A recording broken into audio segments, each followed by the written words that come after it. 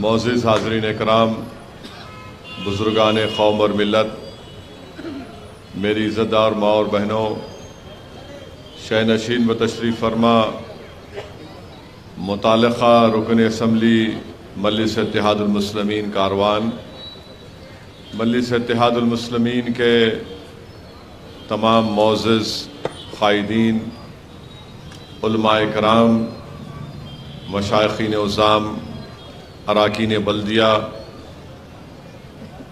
मेरे अज़ीज़ दोस्तों और बुज़ुर्गों, आप तमाम का बेहद शुक्रिया कि आपने अपना कीमती वक्त निकाल कर मजलिस इत्तेहादुल मुस्लिमीन के हल्क़ असम्बली कारवान में इंतखाबी जलसे में आपने शिरकत की। आप जानते हैं कि 13 मई के दिन हैदराबाद की पार्लियामेंट के इंतखाबात के रायदही का दिन है और अल्हम्दुलिल्लाह मजलिस इत्तेहादुल मुस्लिमीन ने मुझे ये एज़ाज़ बख्शा कि मैं 5वीं मरतबा हैदराबाद पार्लिमानी हल्क़े की आवाम की नुमाइंदगी करने के लिए आज मैं बहैसियत एक उम्मीदवार आपके दरमियान में खड़े होकर आपसे इस बात की अपील कर रहा हूँ कि आप 13 मई के दिन अपने एक एक वोट का इस्तेमाल करिए, पोलिंग परसेंटेज को बढ़ाइए और इस बात को जहन नशीन कर लीजिए कि मजलिस के हक़ में आप वोट सिर्फ इसीलिए नहीं देंगे कि मजलिस कामयाब हो जाए, बल्कि आप मजलिस इत्तेहादुल मुस्लिमीन को वोट इसलिए भी देंगे क्योंकि आप मजलिस इत्तेहादुल मुस्लिमीन पर मेरे अजीज़ दोस्तों और बुज़ुर्गों 2004 में मरहूम क़ायद सालार मिल्लत ने मुझे पहली मरतबा हैदराबाद की पार्लियामेंट की सीट से इंतखाबात लड़ने का मौका इनायत फरमाया और अल्लाह का फजल व करम रहा, आप तमाम की दुआएं और साथ रहा कि 4 मरतबा पार्लिमानी हल्क़े की नुमाइंदगी करने का मुझे एज़ाज़ हासिल हुआ। इन 4 मरतबा 2004 से लेकर 2024 तक मजलिस इत्तेहादुल मुस्लिमीन और सरज़मीन हैदराबाद की आवाम को ये जानकर खुशी होगी कि 2 मरतबा मुझे भारत की पार्लियामेंट का बेहतरीन पार्लियामेंटेरियन का इनाम से मुझे नवाजा गया। 2022 का बेहतरीन पार्लियामेंटेरियन का अवार्ड मुझे दिया गया और फिर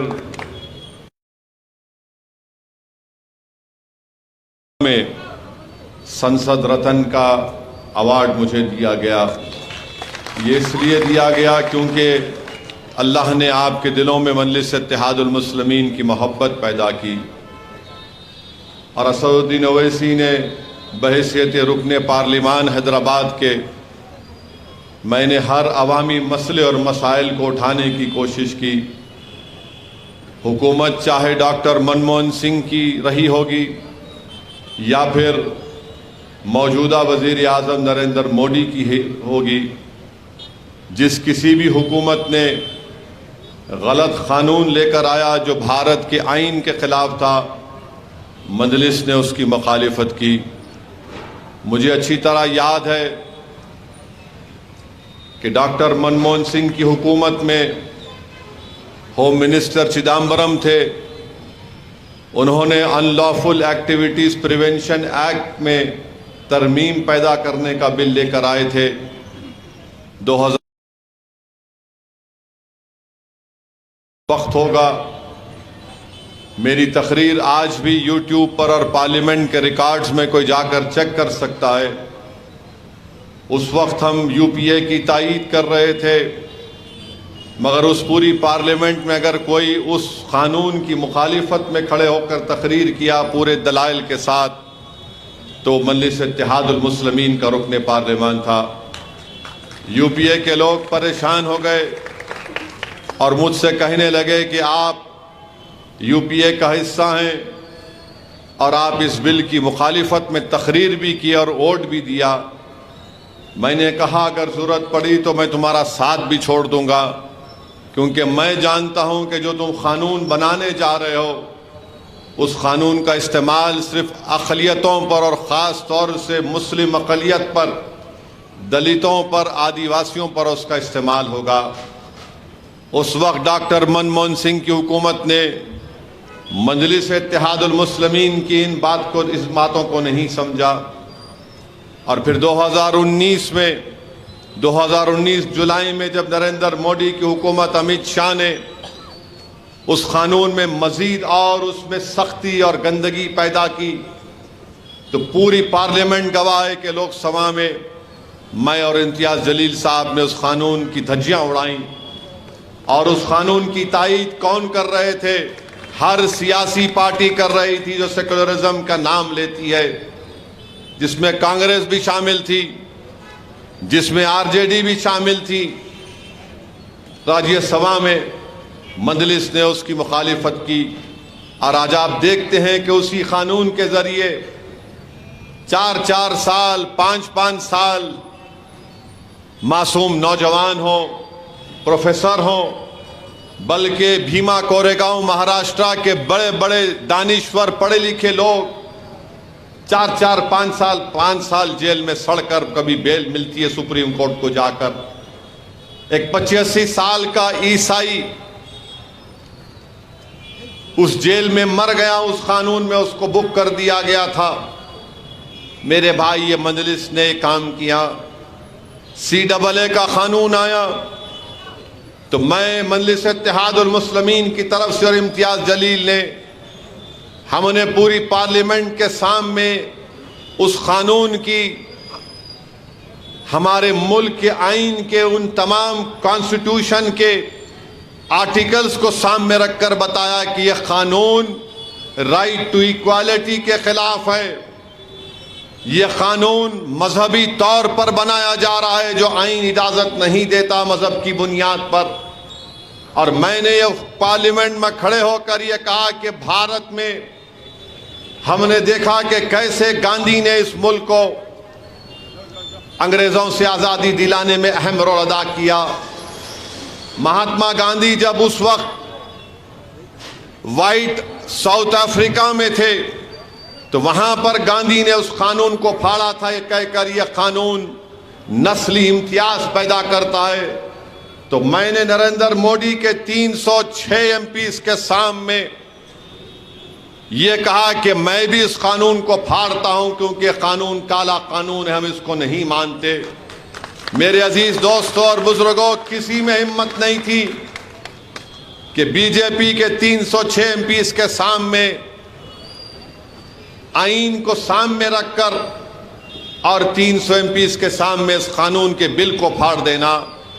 ट्रिपल तलाक का तीन मरतबा बिल लोकसभा में पेश हुआ, मजलिस इत्तेहादुल मुस्लिमीन ने उसकी मुखालिफत की।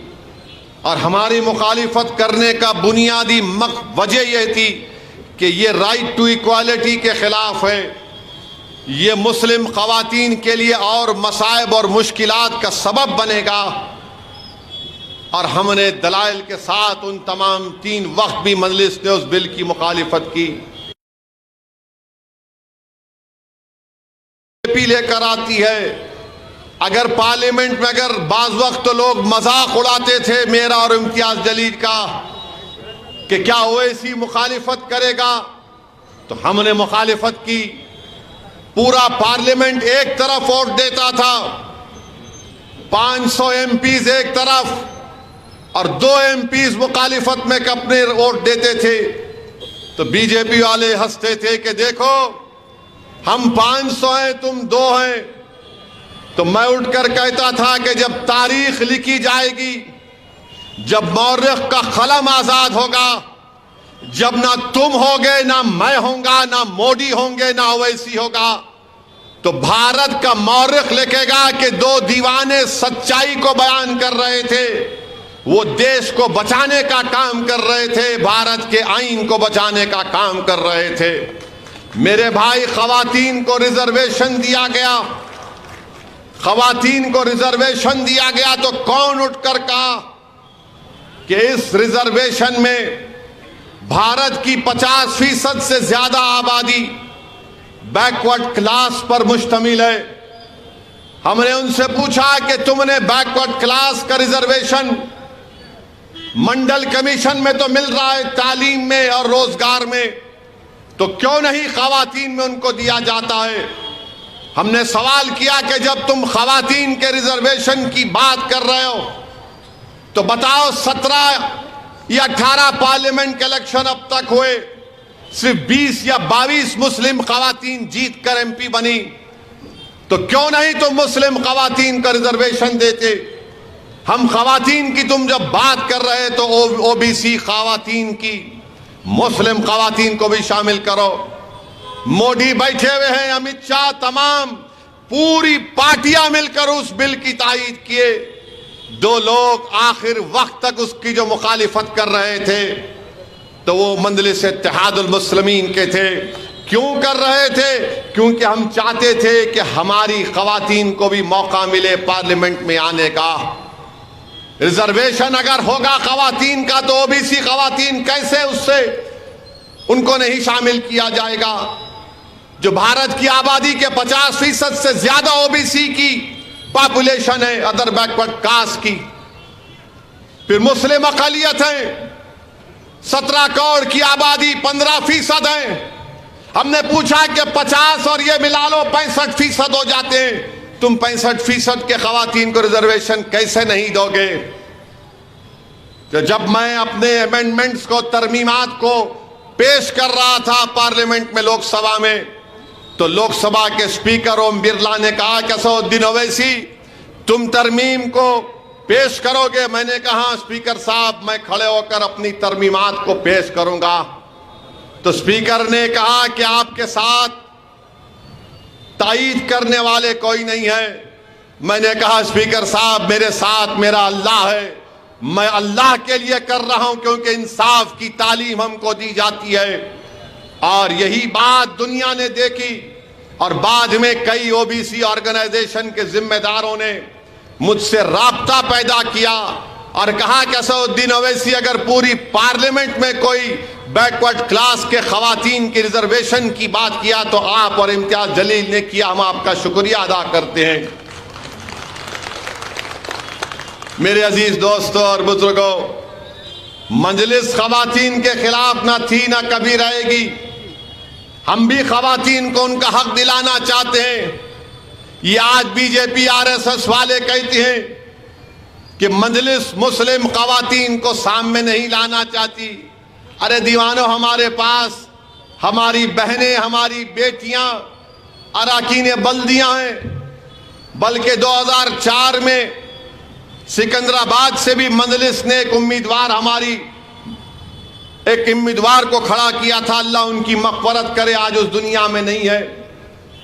मगर हम ये पूछना चाहते हैं, जो ये BJP RSS वाले जो बड़ा मोहब्बत का इजहार करते हैं ट्रिपल तलाक का नाम लेकर, बताओ वो जो बच्ची की अस्मत रेजी की गई थी जिसका नाम बिल्किस बानो था, मोदी चीफ मिनिस्टर थे गुजरात के, हामिला थी बिल्किस बानो। उसके साथ उसकी 2 साल 3 साल की बेटी थी, मां थी, खाला थी। बिल्किस बानो का रेप हुआ, उसकी मां का रेप हुआ, उसकी खाला का रेप हुआ। एक हामिला मां के सामने उसकी 3 साल की बेटी के सर को पत्थर पर मारकर उसको शहीद कर दिया गया और उसका मुकदमा महाराष्ट्र में चला। तो नरेंद्र मोदी की हुकूमत ने उन तमाम खातिलीन को उनको रिमिशन पे छोड़ दिया। बताओ BJP RSS वालों, अगर उसका नाम बिल्किस बानो नहीं होता, कोई और होता, तो क्या तुम उसको छोड़ते? बताओ, ये जवाब दो। बड़ी मोहब्बत के दावे, तुम्हारी मोहब्बत में कोई सच्चाई नहीं है, तुम दुश्मन हो। तुम्हारी हुकूमत कर्नाटका में तुमने हिजाब का मसला उठाया, तुमने मुस्लिम बेटियों को हिजाब पहनने नहीं दिया। आज तुम बड़ी बड़ी बातें करते हो। मेरे अजीज दोस्तों और बुजुर्गों, बिल्किस बानो को आप सोचिए कि अगर बिल्किस बानो आपकी बेटी है, तसव्वुर करो, अपने दिलों पर जोर डालो कि उसके अस्मत रेजी के 22-23 साल के बाद उसको दोबारा सुप्रीम कोर्ट जाना पड़ा कि मुझे रेप करने वालों को मत छोड़ो, सुप्रीम कोर्ट को जाकर कहना पड़ा। सोचो थोड़ी देर के लिए कि उस हमारी बेटी को 2002 में उसका रेप हुआ, 2022 या 23 में उसको सुप्रीम कोर्ट जाना पड़ा कि मेरे रेप करने वालों को, मेरी बेटी का कत्ल करने वालों को, मेरी मां का कत्ल करने वालों को मत छोड़ा जाए। और आज बीजेपी आरएसएस बड़ी बात करती है। मेरे अजीज दोस्तों और बुजुर्गों, गोश्त की दुकानों पर हमले, मॉब लिंचिंग,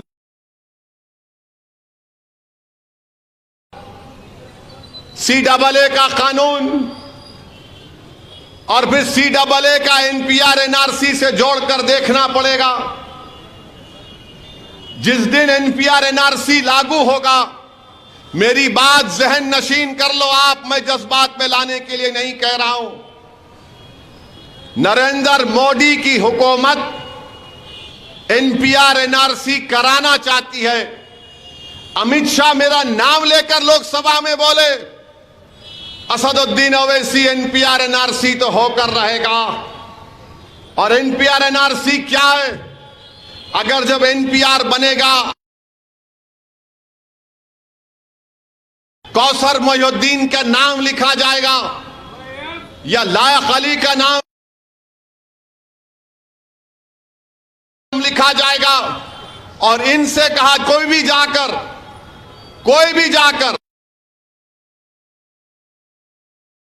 ये भारत के शहरी नहीं है, तो बल्दिया का ऑफिसर इकबाल साहब से कहेगा, कौसर मोहिउद्दीन से कहेगा, लायक अली से कहेगा कि अब तुम्हारी जिम्मेदारी है कि तुम साबित करो तो कि तुम भारत के शहरी हो। अब आप बताइए इकबाल साहब, अपने दादा का बर्थ सर्टिफिकेट कहां से लाएंगे? लायक अली कहां से लाएगा? और आपको मालूम, भारत में शायद 7 या 8% लोगों के पास पासपोर्ट है। बर्थ सर्टिफिकेट का कानून बना 1960 में। मेरे भाई, ये लोग NPR NRC के जरिए कमजोरों को, मजलूमों को भारत की शहरियत से महरूम करना चाहते हैं। अगर बीजेपी RSS वाले मेरी बात को सुन रहे हैं तो बताओ, क्या आसाम में सुप्रीम कोर्ट ने NPR NRC नहीं किया? उसमें से 2 लाख आसाम के मुसलमानों के नाम नहीं आए 20 लाख में से।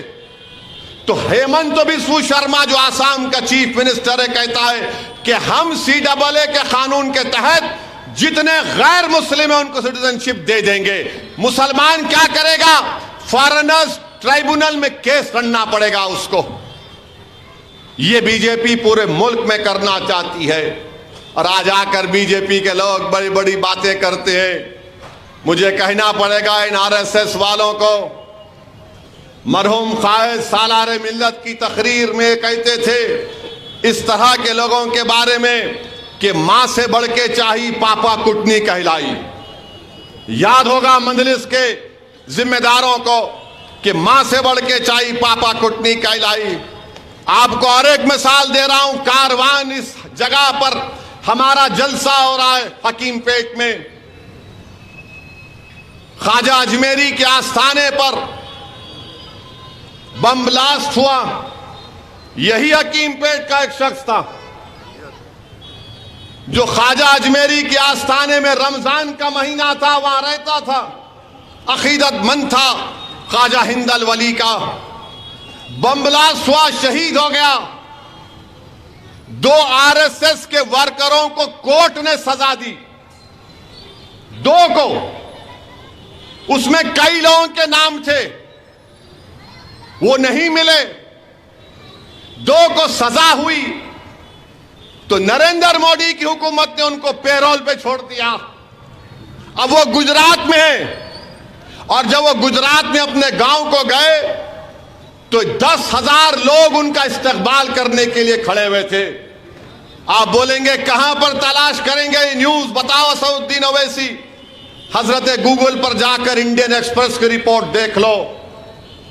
ये इन्होंने काम किया है और बोलते दहशतगर्दी को हम बर्दाश्त नहीं करेंगे। अरे तुमने दहशतगर्दों को छोड़ा, तुमने बच्चियों के कातिल को रस्मत रेजी करने वालों को छोड़ा, तुमने हकीम पेट के मारने वाले उन जालिमों को तुमने छोड़ा, और आज तुम दहशतगर्दी से हम कोई कॉम्प्रोमाइज नहीं करेंगे। मक्का मस्जिद का बम ब्लास्ट हुआ, अपील नहीं करते, जिसमें 8 या 10 लोग मारे गए। एक मासूम बच्चा जो 20 पारों का हाफिज कुरान था, उसका आधा सर उड़ गया था, खिलवत का रहने वाला। आप अपील नहीं किए। क्यों अपील नहीं किए? क्योंकि उसमें बड़े बड़े लोगों का नाम आया। ट्रेन ब्लास्ट, समझौता ट्रेन ब्लास्ट में एक बड़े आदमी का नाम आया, आरएसएस के, जो आजकल वो उनका एक मुस्लिम राष्ट्रीय मंच के बड़े उन सरपरस्त बने बैठे हैं। अरे तुम्हारा नाम आया था समझौता ब्लास्ट में, समझे? मोदी ने अपील नहीं की। क्यों? तुम्हारे बाप थे, तुम्हारे दोस्त थे। इंसाफ नहीं मिलना चाहिए समझौता ब्लास्ट में मरने वालों को, ख्वाजा अजमेरी के आस्थाने में मरने वाले को, मक्का मस्जिद में बम ब्लास्ट हुआ, तुमने अपील नहीं की। मेरे अजीज दोस्तों और बुजुर्गों, बीजेपी 10 साल में भारत के नौजवानों का मुकद्दर बेरोजगारी बना के रख दी। कोई नौकरी नहीं है। अब बोल रहे हम 12-13 लाख नौकरी देंगे। कहां देंगे? कहां से लाके देंगे आप? एक उनका एक आजमगढ़ का एमपी है, मीडिया ने पूछा कि रोजगार नहीं है सांसद जी, तो उन्होंने बोले देखो गलती मोदी और योगी की नहीं है, गलती आप लोगों की है। तो मीडिया ने पूछा कैसे? तो उसने कहा कि योगी और मोदी ने बच्चों को पैदा नहीं किया, आप पैदा कर रहे हैं। अरे ठहरो भाई, अब आप बताइए कि उन्होंने पैदा नहीं करे, उनका फैसला, हम क्या करेंगे? मगर नहीं, आप ज्यादा पैदा कर रहे, इससे नौकरी नहीं देंगे। तो आप बोल दो खड़े होके, जो बच्चे पैदा, अच्छा ये एमपी साहब कैसा पैदा हो नहीं मालूम, इनको कौन जने? आसमान से तो नहीं टपके ना, अम्मा के पेट से आए होंगे। मगर बोल दिए। आप बताइए, बेरोजगारी इस मुल्क के नौजवानों का मुकद्दर बन गया, मगर नौजवानों के हाथ में क्या बता दिया गया? ओवैसी आतंकवादियों का साथी है, ओवैसी कर दी गई एक मखसूस फिरके के बारे में, और वो नौजवान बस फोन पे बैठा रहता, ओवैसी को गाली देना, धमकी देना। मैं कई लोगों से मिला एयरपोर्ट पर, ट्रेन पर, बोलते हैं ओवैसी हम तेरे को पसंद नहीं करते। मेरा कौन बोल रहे भाई आपको पसंद करो? मैं तो अब शादी करने का भी इरादा नहीं हूं कि कुछ पसंद करूंगा किसी को, नहीं पसंद नहीं करते, मगर तू बोलता अच्छा है। मेरा क्या मैं कव्वाल हूं? नहीं एक फोटो ले लेंगे, मला एक नहीं 2 लो, मला घर में लगा के रखो, अच्छा दिखेगा घर में तुम्हारे। मैं उनसे पूछता हूं भाई मेरे, आप बताओ तुमको मिल रहा क्या? तुम नफरत पैदा कर रहे हो, तुमको नौकरी मिली, तुम्हारे घर में चिराग जल रहा है, क्या मिल रहा तुमको? बोले नहीं, हमको पहली मर्तबा ऐसा मौका मिल रहा है तुम लोगों को बताने का। मैंने तुम लोग हम लोग कब तक बोलेंगे बाबा? फायदा क्या हो रहा है? मुल्क का फायदा हो रहा है क्या? बताओ मेरे भाई। इस मुल्क की 60% आबादी 40 साल से कम उम्र लोगों की है, और वजीर आजम मोदी उस डेमोग्राफिक डिविडेंड को बर्बाद कर रहे हैं।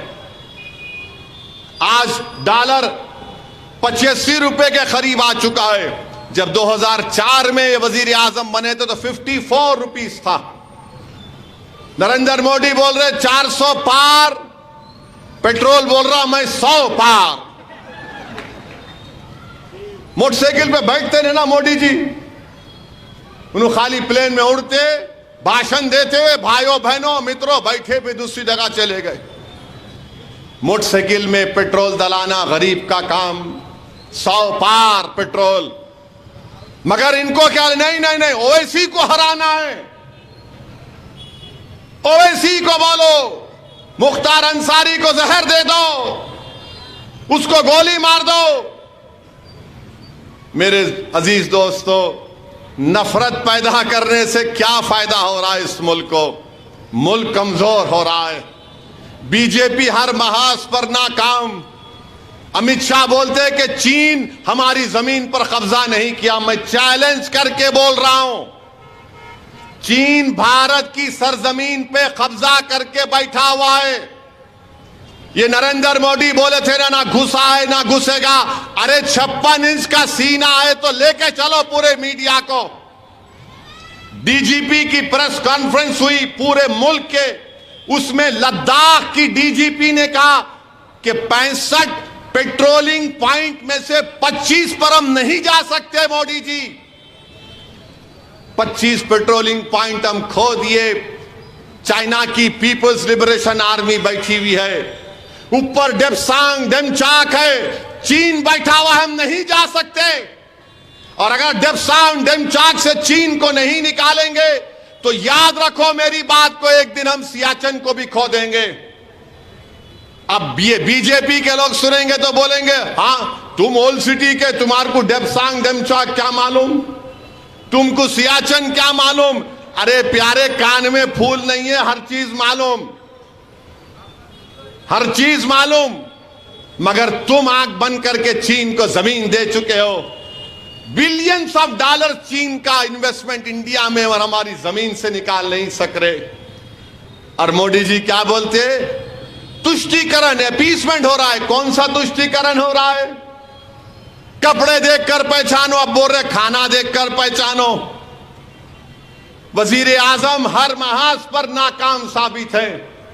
ये और बात है कि एक ताकतवर अपोजिशन अगर होता तो शायद इसका फायदा उठा लेता, मगर हम तो हैं। हमारी जिम्मेदारी है कि हम ऐसी हुकूमत के सामने मसले मसाइल को उठाएं। बताओ आरएसएस बीजेपी वालों, तुम यूनिफॉर्म सिविल कोड की बात करते हो। यूनिफॉर्म सिविल कोड तुमने उत्तराखंड में लागू किया, पूरा अपर कास्ट का यूनिफॉर्म सिविल कोड है उत्तराखंड का। बताओ दलित लोग, हमारे बैकवर्ड क्लास के लोगों का कल्चर तहजीब नहीं है, उसका क्या होगा? और आप उत्तराखंड में यूनिफॉर्म सिविल कोड क्या कर दिया? मुसलमान निकाह नहीं कर सकता, शादी करने के लिए स्पेशल मैरिज एक्ट में शादी करना पड़ेगा, निकाह नहीं होगा। स्पेशल मैरिज एक्ट में मेहर देने का प्रोविजन नहीं है। बताओ ये कौन सा यूनिफॉर्म सिविल कोड है जो मुझे अपने मजहब के तहत निकाह करने का मौका नहीं देता, जो मुझे अपने मजहब के तहत दुल्हन को मेहर देने का मौका नहीं देता? मेरे भाई, आप जान रहे हैं, देख रहे हैं, ये इनका सोच है, ये इनका कारनामे है। क्या बताकर आज आप देखते हैं कि बीजेपी के उम्मीदवार है, वो सिद्धियंबर बाजार की मस्जिद के सामने एक हरकत करती है तीर मारने की। मैं पूछना चाहता हूं, क्या बीजेपी 6 दिसंबर से दिल नहीं भरा तुम्हारा? क्या तुम फिर से इस मुल्क को हिंदू और मुसलमान की नफरत में डुबोना चाहते हो? क्या बात है कि तुम तीर बनाकर एक इबादतगाह के ऊपर मारते हो? क्यों? क्या तुम्हारे दिलो दिमाग में कोई सोच नहीं है? इतनी नफरत कैसे पैदा हो गई? क्यों तुम हैदराबाद को आग में झोंकना चाहते हो? क्यों तुम तेलंगाना को बर्बाद करना चाहते हो? बीजेपी आरएसएस वालों, कौन इन्वेस्टमेंट करेगा तेलंगाना में? कौन हाईटेक सिटी में सॉफ्टवेयर कंपनी में इन्वेस्ट करेगा? अगर फसाद होगा तो गूगल, फेसबुक, अमेजॉन वाले रहेंगे हैदराबाद में? ये दवाइयों की कंपनियां हैदराबाद में रहेंगी? ये जमीनात के रेट जो थोड़े गिरे हुए हैं वो रहेंगे क्या? बताओ। मगर बीजेपी हैदराबाद के अमन को बर्बाद करना चाहती है, तीर मार रहे हैं। ऐसा लगता है कि बीजेपी को एक और नुपुर शर्मा की जरूरत थी। मेरे अजीज दोस्तों और बुजुर्गों, और बार बार बोलते हैं बीजेपी वाले कि मुस्लिम अकलियत बहुत बच्चे पैदा करते, झूठ। TFR रेट गिरा है भारत में, मुसलमानों का फर्टिलिटी रेट गिरा है, मगर ये लोग बोले जाते अरे इतने बच्चे कहीं क्यों पैदा कर रहे हैं। बताओ, डेटा बताओ, मैं तैयार हूं बहस करने के लिए। TFR रेट गिरा है, मगर नफरत पैदा करना, अगर किसी को नौकरी नहीं मिल रही तो बोलना मुल्ला जी बहुत बच्चे पैदा कर लिए। मेरे अजीज दोस्तों और बुजुर्गों, ऐसे माहौल में जरूरी है कि हम मुत्तहिदा तौर पर अपने के कोर्ट का इस्तेमाल करें। लोग आएंगे हमारे इत्तेहाद को कमजोर करने के लिए, लोग आएंगे हमारे वोट को छीनने के लिए, मगर 13 मई को तारीख लिखी जाएगी। 13 मई को तारीख लिखी जाएगी इंशाअल्लाह ताला, और तारीख ये लिखी जाएगी कि कौन सच्चाई के साथ था और कौन झूठ के साथ था। 13 मई को तारीख लिखी जाएगी कि कौन हैदराबाद को हैदराबाद के नाम से रखना चाहता था और कौन हैदराबाद के नाम को तब्दील करना चाहता था। 13 मई को तारीख लिखी जाएगी कि कौन अमन चाहता था और कौन फसाद चाहता था। 13 मई को तारीख लिखी जाएगी कि कौन हिंदू मुस्लिम दलित बैकवर्ड क्लास के इत्तेहाद को मजबूत करना चाहता था और कौन उसको चूर चूर करना चाहता था। हैदराबाद तरक्की की राह पर है, कमजोरियां जरूर हैं, मगर याद रखिए अगर 1990 का हैदराबाद बनेगा तो फिर किसके पास क्या बचेगा। ये बीजेपी RSS 1990 के दहे में तेलंगाना को लेकर जाना चाहती है। इसीलिए मेरी आप तमाम से अपील है कि मुत्तहिदा तौर पर अपने वोट का इस्तेमाल करिए। मैं हमारे दलित भाइयों से और उन तमाम लोगों से कहना चाहूंगा जो अंबेडकर को मानते, बाबा साहेब अंबेडकर को, याद रखो मेरी इस बात को, लिख के रख लो। नरेंद्र मोदी संविधान में, आइन में, कॉन्स्टिट्यूशन में तब्दीली पैदा करेगा। ये जो RSS के अपर कास्ट के लोग हैं वो कभी भी नहीं कबूल किए आइन को, क्योंकि उनको ये बात हजम नहीं हुई कि ये अंबेडकर जो अब तक जितने हिंदुस्तान में सियासतदान आए, अंबेडकर सबसे ज्यादा पढ़ा लिखा और काबिल था। अंबेडकर ने आइन को बनाया, तो बीजेपी इस आइन को तब्दील करना चाहती है। अगर आइन तब्दील होगा तो याद रखो रिजर्वेशन चला जाएगा। आइन तब्दील होगा तो अक़लियतों को आर्टिकल 29 और 30 का जो प्रोविजन है वो खत्म हो जाएगा। ये इनकी सोच में शामिल है। इनकी किताबें उठाकर पढ़ो, चाहे गोलवालकर की किताब हो, चाहे पंडित दीनदयाल उपाध्याय की किताब हो, इनके तमाम सर संचालक की तकारीर उठाकर पढ़ो जो बरसों से देते आ रहे हैं। ये बोलते खामोशी से बोलते हैं और करते हैं बराबर।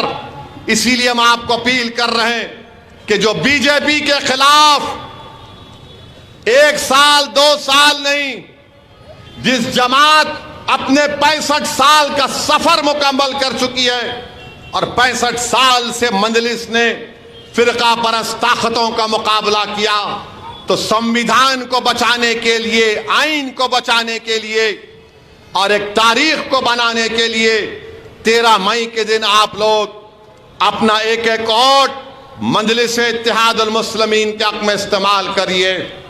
बहुत से लोग बहुत सी बातें कर रहे हैं वोटर लिस्ट के बारे में। इंशाअल्लाह ताला 2-3 दिन के बाद वोटर लिस्ट के बारे में जो लोग बोल रहे हैं उनको एक्सपोज करूंगा मैं इंशाअल्लाह। ये जो लोग जो आकर बड़ी बड़ी बातें करते हैं, मैं इनके बारे में आपको बताऊंगा, इनका चट्टा बट्टा खोलूंगा, इनकी तमाम साजिशों को अवाम के दरमियान में बेनकाब करूंगा। बार बार बोलते हैं अरे कोविड में तुम नजर नहीं आए। तुम आज हम पर आकर कह रहे हो जो मजलिस कोविड के जमाने में काम कर रही थी, ना कोई बीजेपी आरएसएस वाला नजर आ रहा था। बहरहाल मेरे अजीज दोस्तों और बुजुर्गों, मजलिस इत्तेहादुल मुस्लिमीन आपकी एक ताकत है, आपकी आवाज है।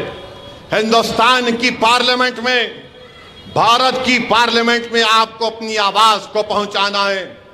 असदुद्दीन ओवैसी को नहीं, आपको अपनी आवाज को पहुंचाना है। आपको अपने सियासी शऊर को कामयाब करना है, आपको अपने इत्तेहाद को कामयाब करना है। और इसीलिए मुझसे नफरत की जाती है, इसीलिए मेरी गाड़ी पर गोलियां चलाई गई, इसीलिए मुझे हर महीने में 5-6 मरतबा कम से कम जान से मार देने की धमकियां दी जाती हैं। मेरे अजीज दोस्तों और बुजुर्गों, मैं नहीं चाहता कि जब तारीख लिखी जाएगी तो मौरिख ये लिखे कि हम में इंतशार पैदा हो गया था, खुदा ना खास्ता। आज ऐसे वक्त में याद रखिए, हमको अपनी आवाज को पार्लियामेंट में पहुंचाना है, अपनी जमात को मुस्तहकम करना है, इत्तेहाद को मजबूत करना है, अपने सियासी शऊर को मजबूत करना है, इबादत गाहों की हिफाजत करना है। इसीलिए मेरी आप तमाम से अपील है कि 13 मई के दिन सुबह के करिए ये क्या पोलिंग परसेंटेज हमारा है, 45%, 47%। मेरे भाई, अगर आप निकल कर वोट नहीं डालेंगे तो कौन डालेगा? वोट एक अमानत है, याद रखो। इतने सब वाकयात हो रहे हैं, अगर तुम वोट नहीं डालोगे तो फिर क्या जवाब दोगे? जब घरों को तोड़ा जा रहा है, क्या तुमको नजर नहीं आ रहा कि कोई इशारे से तीर मारने की बात कर रहा है? अगर कोई तीर मारने की बात कर रहा है और तुम अपनी उंगली को जुम्बिश नहीं दोगे तो फिर कब बेदार होगे? कोई तीर मारने की बात कर रहा है, इशारा दे रहा है, और तुम अपनी उंगली को दबा नहीं सकते उस बटन पर जाकर। उठो मेरे भाई, जाओ पोलिंग बूथ को, जिसका नाम है पोलिंग बूथ को जाइए, जमानत जब्त करवाइए बीजेपी की इंशाअल्लाह ताला। मगर सिर्फ थालियां मारने से नहीं होगा, सिर्फ थालियां मारने से, ओ बोलने से नहीं होता। बूथ को जाना है, पोलिंग बूथ को जाकर जहां पे पतंग का निशान नजर आया, दबा के बोलना इशरत के लिए मार रहा हूं वोट मजलिस के हक में। जहां पर बूथ को जाएंगे तो बोलना तीर मारने वालों ने इशारा किया, अब मैं अपनी उंगली से पतंग पर बटन दबा रहा हूं। जब बूथ को जाएंगे, जिन्होंने मुख्तार को जहर दिया, हम पतंग पर बटन दबाएंगे। जिन्होंने 1991 प्लेसेस ऑफ वर्शिप एक्ट को खत्म करने की बात कर रहे हैं, हम बोलेंगे हम उसके खिलाफ वोट देंगे। CAA के कानून में हमको शहरियत से महरूम करने की बात करने वालों के खिलाफ हम पतंग पर बटन दबाएंगे। ट्रिपल तलाक के गलत कानून के खिलाफ हम पतंग के निशान पर बटन दबाएंगे। महंगाई के खिलाफ पतंग पर बटन दबाएंगे। पेट्रोल की कीमतों की बढ़ती हुई कीमतों के खिलाफ हम पतंग के निशान पर बटन दबाएंगे। जो लोग शहर हैदराबाद के अमन को बर्बाद करना चाहते हैं, हम उनके खिलाफ पतंग के निशान पर बटन दबाएंगे। जो भारत के संविधान को खत्म करना चाहते हैं अम्बेडकर के, हम उनके खिलाफ पतंग के निशान पर बटन दबाएंगे। इतने वजूहात आपके पास हैं, सिर्फ आपको अपनी जिंदगी का सबूत देना है। उठकर जाओ मेरे भाई, उठकर जाओ। याद रखो, भारी अक्सरियत से मजलिस इत्तेहादुल मुस्लिमीन को कामयाब करिए। लोग हमारी तरफ निगाहें उठाकर देख रहे हैं, पूरा मुल्क देख रहा है कि हैदराबाद की आवाम अब कैसा फैसला देने वाली है। मैं आपसे अपील कर रहा हूं कि हमको अपने एक वोट का इस्तेमाल करेंगे, तो यकीनन एक बेहतरीन पैगाम जाएगा। हैदराबाद में पतंग और तेलंगाना में बीजेपी का सफाया होना चाहिए इंशाअल्लाह ताला। क्या आप ये काम करेंगे? हैदराबाद में पतंग और तेलंगाना में बीजेपी का सफाया इंशाअल्लाह ताला। मैं खुलकर कह रहा हूं, असेंबली के इलेक्शन में एक अलग फैसला लिया गया था, मगर यह पार्लियामेंट का इलेक्शन है। बीजेपी को हराना है। तमाम जो लोग इस मुल्क से मोहब्बत करते हैं, मैं उनसे अपील कर रहा हूं कि हैदराबाद हो, महाराष्ट्र हो, या फिर किशनगंज हो या औरंगाबाद हो, मजलिस इत्तेहाद अल मुस्लिमीन के उम्मीदवार जहां भी खड़े होंगे, आप उनके हक में अपने वोट का इस्तेमाल करिए, अपने सियासी शऊर का सबूत दीजिए। मुझे इजाजत दीजिए, मुझे या खुदपुरे में एक और जलसे में जाना है। मैं आपसे इजाजत चाहता हूं। अस्सलाम वालेकुम व रहमतुल्लाह।